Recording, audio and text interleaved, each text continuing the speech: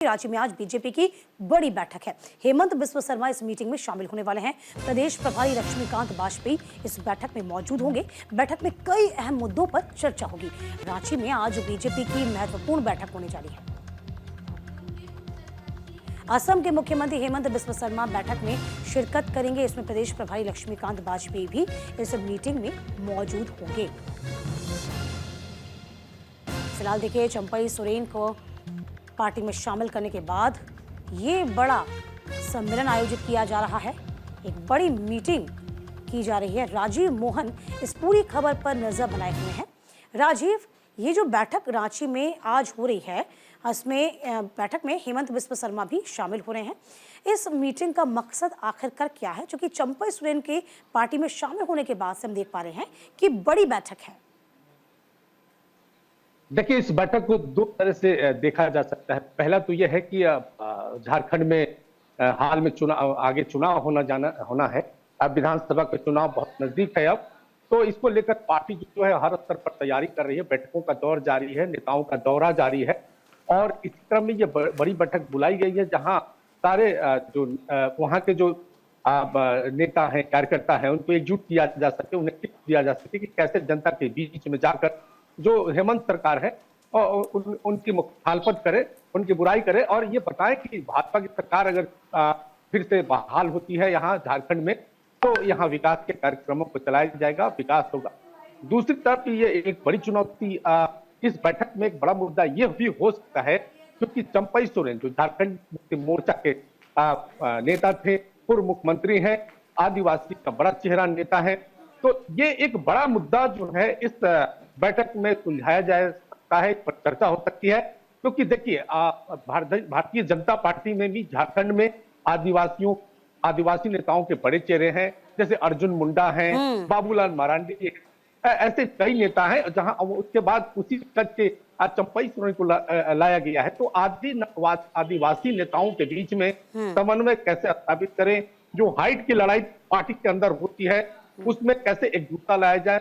अब पार्टी की ये रणनीति है कि सारे आदिवासी नेताओं को इकट्ठा किया जाए, क्योंकि अगर आदिवासी नेताओं में मतभेद रहेगा पद को लेकर, कद को लेकर, तो निश्चित तौर से भाजपा को नुकसान उठाना पड़ेगा। क्योंकि भाजपा ने चंपई सोरेन को जिस मकसद से लाया है, वो मकसद यही है कि उनको सीधे सीधे झारखंड मुक्ति मोर्चा को जो है झटका देना है। लेकिन उनको झटका देने के साथ साथ अपने पार्टी के अंदर उनको कैसे एडजस्ट करें, ये एक प्रमुख मुद्दा है, कह सकते हैं कि मुख्य मुद्दा है। और इस दो एजेंडे पर माना जा रहा है कि यहाँ पे जो बड़ी बैठक बुलाई गई है उसमें हेमंत बिस्व शर्मा है, जो कि असम के मुख्यमंत्री हैं। काफी बोलने में उनका जो है वाक पटुता उनको कही जाती है, तो उनका जो बोलने का तरीका है, समझाने का तरीका है, इस कारण उनको इस बैठक में लाया गया है। और वो आप समझाने का प्रयास करेंगे कि भारतीय जनता पार्टी का एजेंडा क्या है, आपस में मतभेद न करें, लेकिन मतभेद न होने का क्या एजेंडा होगा, कैसे आदिवासी नेताओं को बिल्कुल हमें कह सकते हैं इन शॉर्ट राजीव कि अपने न रूठ जाएं, उनको मनाने की कवायद भी होगी, सामंजस्य बैठाने की कोशिश भी होगी। अच्छा, इस बीच यदि हम जेएमएम का हाल देखते हैं तो क्या पाते हैं? इन तमाम गतिविधियों से सुगबुगाहट तो जेएमएम के बीच में भी तो होगी।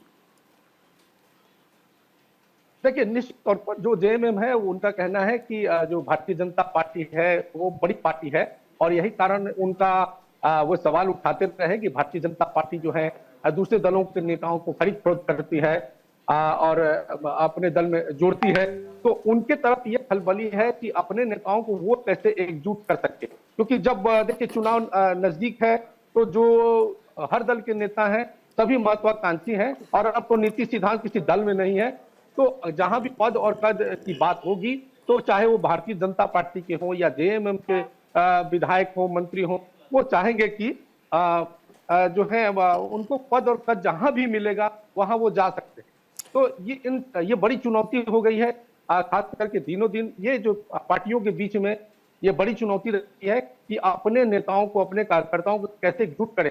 तो ये चुनौती दोनों तरफ है, भारतीय जनता पार्टी के सामने भी है और जेएमएम के पास भी है। तो जेएमएम अब तैयारी कर रही है कि जो उन्होंने हेमंत सोरेन सरकार के दौरान जितने भी विकास कार्यक्रमों को चलाया है उसे गांव-गांव तक पहुंचाए।